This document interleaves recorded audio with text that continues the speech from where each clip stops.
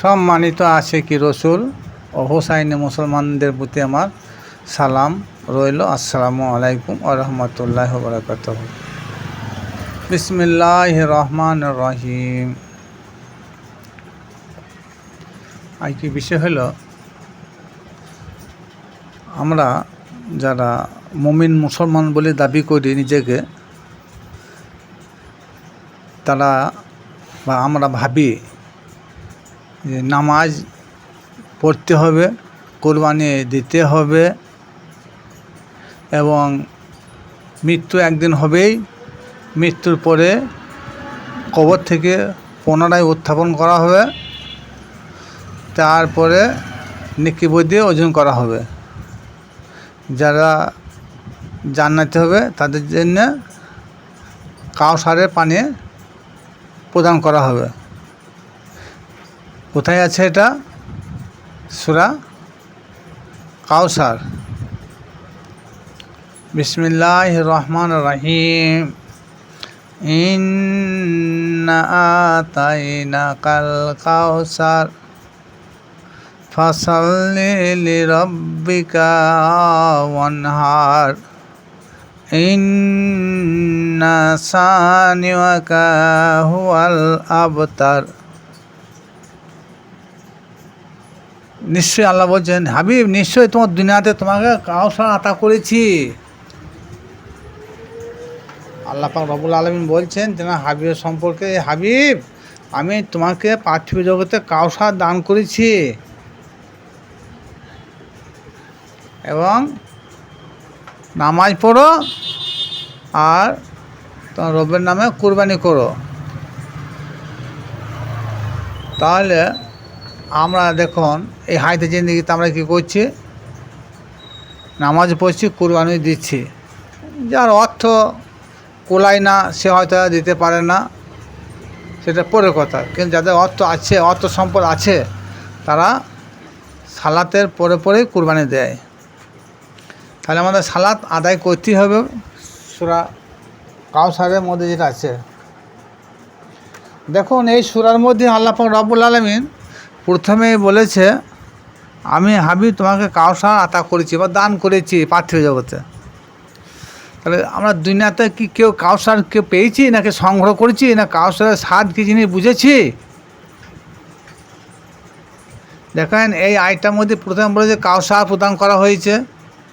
দ্বিতীয় কথা হচ্ছে তোমাদের নামাজ পড়তে হবে। তৃতীয় হচ্ছে তোমাদের কুরবানি দিতে হবে। তাহলে এই আয়াতটার মধ্যে এই তিনটি কথা বলেছে। তিনটি কিন্তু প্রেজেন্ট টেন্স বা বর্তমানকাল। কুরবানিটা যদি বর্তমানকাল হয়, রোজাটা যদি প্রেজেন্ট টেন্স বা বর্তমানকাল হয়, তাহলে না ইন্না তাই না কাল কষা, ওটা পাস্ট টেন্স, ফিউচার টেন্স হয় কী করে? ভবিষ্যতে পাবো কেন? ওটা একটা সূরাতে আল্লাহ বলল, নবী তোমাকে আমি দুনিয়াতে কাউসার আতা করেছি এবং তারা যেন নামাজ পড়ে এবং যেন কুরবানি করে। এই আয়টা এই তিনটে সারমর্ম।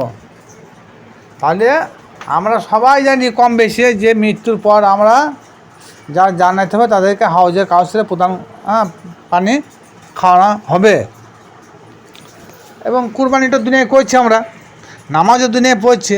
তা কাউসারটা কেন মরার পরে হবে?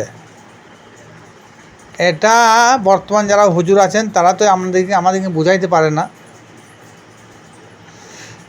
একটা সূরার মধ্যে তিনটি জিনিস বলেছে।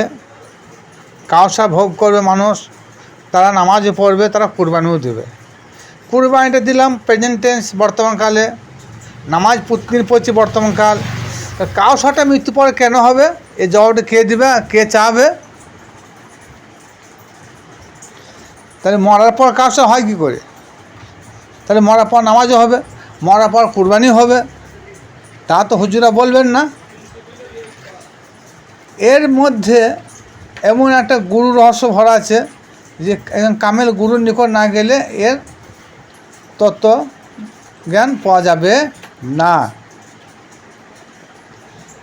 কাউসার হচ্ছে, কাউসারের মালিকটা কে? কাউসারের মালিক হচ্ছে হুজুর পাক সাল্লাল্লাহু তাআলা আলাইহি সাল্লাম। তা হুজুর পাক সাল্লাল্লাহু তাআলা আলাইহি সাল্লামের কাছে যদি আমরা কারোর সাহায্য যদি আমরা সাহায্য চাই, তা হুজুর পাকের কাছে যাওয়ার আগে মাওলা আলীর সঙ্গে আগে দিদার বা সাক্ষাৎ করতে হবে, তারপরে হুজুরের কাছে কিছু লেনদেন করতে হবে। কারণ হাদিস শরীফে এসেছে, আনা মাদিনাতুল ইলম ওয়া আলী ও বাবুহা। হুজুর পাক সাল্লাল্লাহু তাআলা আলাইহি সাল্লাম বলেন, আমি হলাম জ্ঞানের শহর, সেই শহরের দরজা একটা, সেই দরজাটা হলো হযরত আলী কারিমুল্লাহ ওয়াজহু। তাইলে সেই শহরের ভিতরে কিংবা সেই ঘরের ভিতরে প্রবেশ করতে গেলে আগে দরজা ওভারটেক করতে হবে। তার দরজা কী আছে? আলী আছে। নবীর কাছে গেলাম একবার, একটা ইলম জন্য গেলাম, কিন্তু একটা বস্তুর জন্য গেলাম, তাহলে আলীর কাছে পারমিশন নিতে হবে। আলীর কাছে পারমিশন নিয়ে ভিতরে ঢোকা হলে ভিতরে যা মালপত্র নেওয়ার দরকার নিয়ে নিলাম, তারপরে বেরিয়ে আসার সময় ফের আবার আলীর পারমিশন চাইলাম। আমি প্রথমবার আলীর পারমিশন চেয়েছি, বেরিয়ে আসার সময় সেখানেও আলীর পারমিশন নিয়েছি। তাহলে নবীর সঙ্গে সাক্ষাৎ করতে গেলে, নবীর কাছে কিছু লেনদেন করতে গেলে আলীর হাত দ্বারা আমাদের পারাপার হতে হবে। সুতরাং আলী হচ্ছে আমাদের মূল।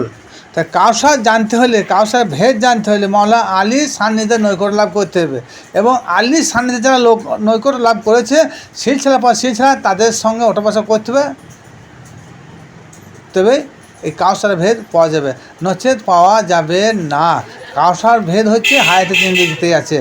নামাজটা যদি হায়াতে চিহ্নিত হলো, কুরবানটা যদি হায়াতে চিহ্নিত হলো, তো কাউসারটা মরার পর হবে কী করে? যারা জ্ঞানীগুণ আছেন এইটা নিয়ে চিন্তা ভাবনা করবেন। সুতরাং মহান আল্লাহ পাক রব্বুল আলামিন সূরা কাউসারের যে গুরুত্ব, সেটা প্রথম হচ্ছে কাউসার। কাউসার বর্তমানকাল কোন সময় বলে নাই যে যারা জান্নাতি হবে, তাদেরকে মৃত্যুর পরে কাউসার প্রদান করা হবে, তা বলে নাই। নবী, তোমাকে আমি কাউসার প্রদান করেছি হায়াতে জিন্দিগিতে, এবং তারা নামাজ পড়বে, তারা কুরবানি দেবে।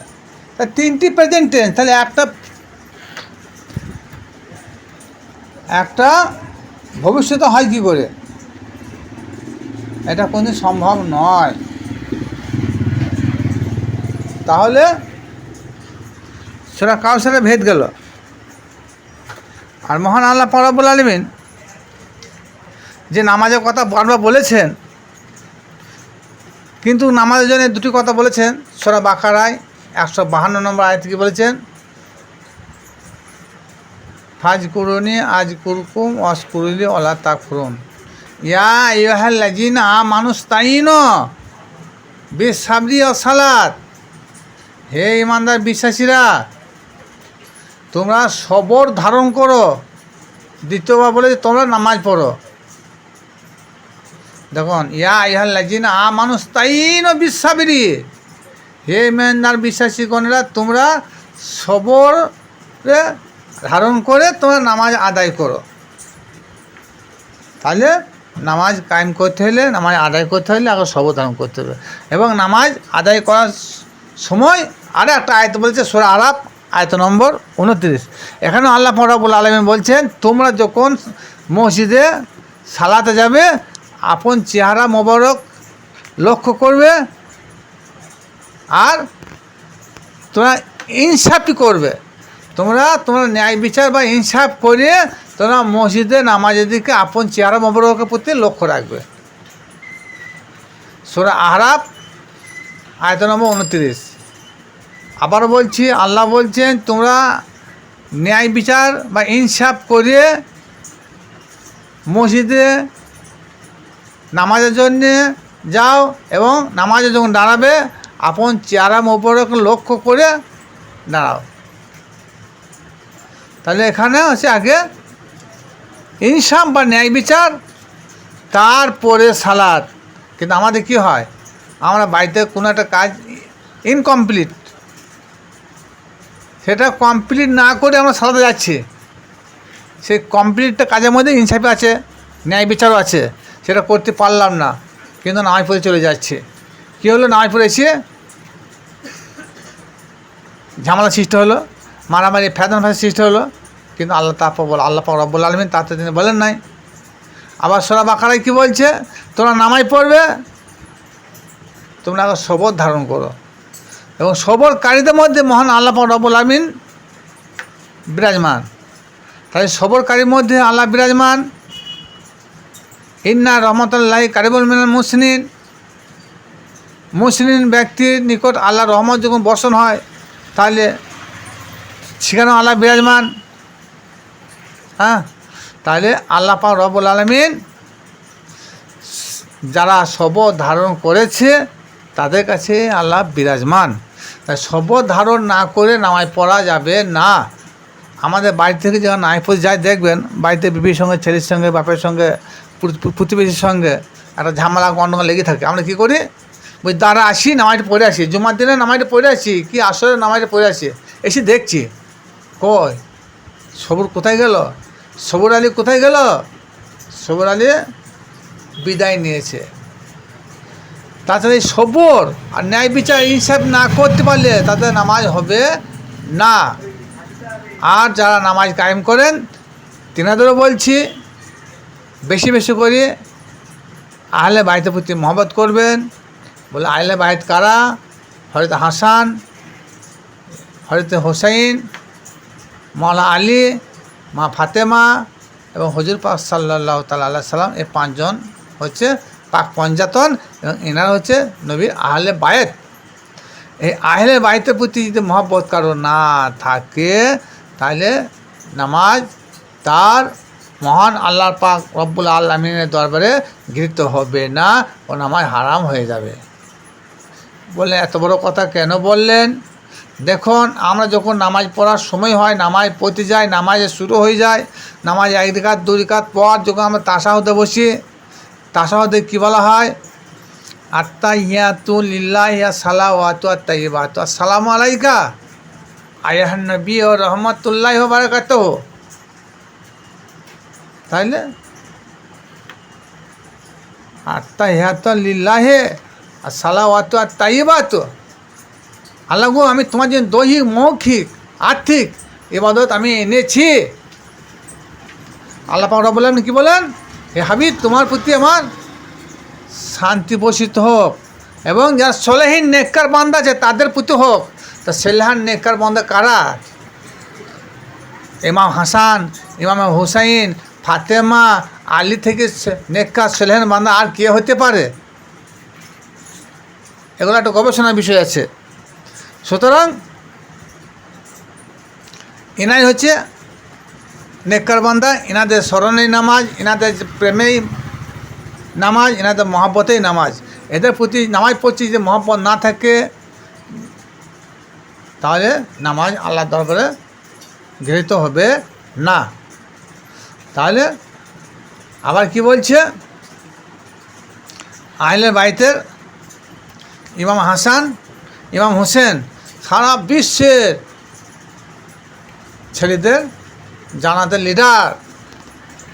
তিনাদের পারমিশন ব্যতীত কেউ জান্নাতে প্রবেশ করতে পারবে না। আর সারা বিশ্বের মহিলাদের জান্নাতে সর্দারিনী মা ফাতেমাতুজ জোহরা আলাইহিস সালাম। তাহলে এনাদের ছাড়া আমরা পরকালে কেউ মুক্তি পাবো না। পরকালে যখন মিজানের মাঠে যখন আমাদের দাঁড়িপাল্লা করে ইমান অর্জন করা হবে, তখন যার ইমান কম হবে সে জাহান্নামে যাবে, যার ইমান যে বেশি হবে, যার নেকি বেশি হবে, পুণ্য বেশি হবে, সে যাবে জান্নাতে যাবে। তাহলে জান্নাতে যাবে, কোথায় যাবে? সেই ইমাম হাসান হুসাইন আলাইহিস সালামের কাছে গিয়ে হাজির হবে। আর যাদেরকে দুনিয়ার খারাপ চোখে দেখেছে, কুমন্তব্য করেছে, যাদের প্রতি অনীহা ভাব প্রকাশ করেছে, তারা কি জান্নাতে যাবে? কখনো তারা জান্নাতে যেতে পারবে না। তাই আমি আগে বলেছি যে ইমাম হাসান হোসেন, ফাতেমা, আলী ছাড়া নামাজ হারাম হয়ে যাবে। তারপর আরও দেখুন, তাশাহুদের পর যখন আবার 2 রিকাত পড়বো, 4 রিকাতে নামাজ শেষ করব, কি 2 রিকাতে যখন নামাজ শেষ করব, তখন আমরা দরুদ ইব্রাহিম পড়তে হয়। আল্লাহুম্মা সাল্লি আলা মুহাম্মাদি ওয়া আলা আলি মুহাম্মদ আল্লাহ রব্বুল আলামিন শান্তি বর্ষিত করো মোহাম্মদ মোস্তফা সাল্লাল্লাহু তাআলা আলাইহি সাল্লাম এবং তার পরিবারের উপর। কামা বারাকতা আলা ইব্রাহিম ওয়া আলা ইব্রাহিম ইন্নাকা হামিদুম মাজিদ। যেমন ইব্রাহিম এবং তার বংশধর উপরে যেমন তুমি শান্তি বর্ষিত করেছ, সেইরূপ আমার নবীর প্রতি এবং সেই নবী পরিবারের প্রতি তুমি শান্তি বা সালাম বর্ষিত করো। আবার নিচেও বলা হয়েছে, হে নবী, তুমি মুহাম্মদের উপর এবং তার পরিবারের প্রতি তুমি বরকত নাজিল করো, যেমন বরকত নাজিল করেছিল ইব্রাহিম এবং তার বংশধরের উপর। তাহলে এখানে মূল বিষয় হলো নবী এবং নবী পরিবার। আলে মোহাম্মদ বলতে নবী পরিবারকে বোঝানো হচ্ছে, আহলে বাইতকে বোঝানো হয়েছে। কে? ইমামে হাসান, ইমামে হোসেন, আলী, ফাতেমা। তাহলে নামাজের মূল বৈশিষ্ট্য হলো আহলে বাইত। এবং আহলে বাইত সরাসরি নাই, কোথায় আছে? নামাজ রুকু সিজদা পর যে তাশাহুদ না পড়ি নামাজ হবে না, তাশাহুদের পর যে দরুদ ইব্রাহিম না পড়ি তা নামাজ সম্পূর্ণ হবে না। তাহলে নামাজ সম্পন্ন করতে গেলে আহলে বাইতের প্রেম ভক্তি মহব্বত চাই, তাছাড়া নামাজ সহি শুদ্ধ হবে, মহান আল্লাহ পাক রব্বুল আলামিনের দরবারে গ্রহণযোগ্য হবে না।